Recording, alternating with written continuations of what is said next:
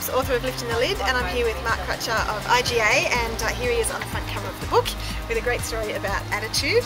So Mark, can we just have a quick chat about the attitude that you look for in customer service staff? Oh, it's got to be fresh, it's got to be inspiring. I think one of the biggest problems we have as probably employers is we expect our staff to have this great attitude all the time without actually teaching them that thing. We need to, some people fake it and they say good morning, how are you, and have this routine. I like my staff to get to know every person that comes in the store, and get to know their first names, their families, everything they can about them.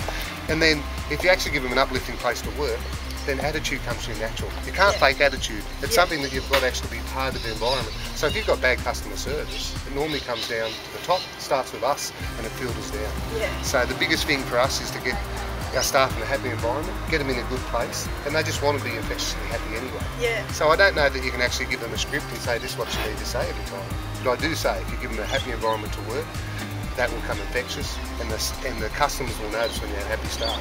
It's happened with us. We've successfully done it for 4 stores now, and we often get comments about our staff. And there's no pre-training, they're just happy to work. Yeah, that's fantastic. So it's some great tips there for managers. What about for young people who are just stepping into a customer service role, who are not lucky enough to be working for you?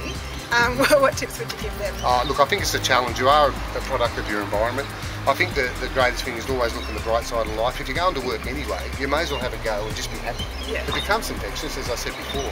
It does start with the person. They've got to get out of bed and want to be there. Sometimes you're in a hard working position.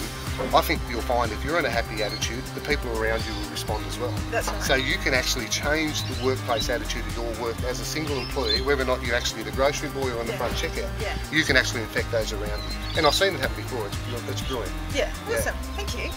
And what are your thoughts on being in the book? It's a bit flattering. I've been embarrassed. I think like a lot of people are.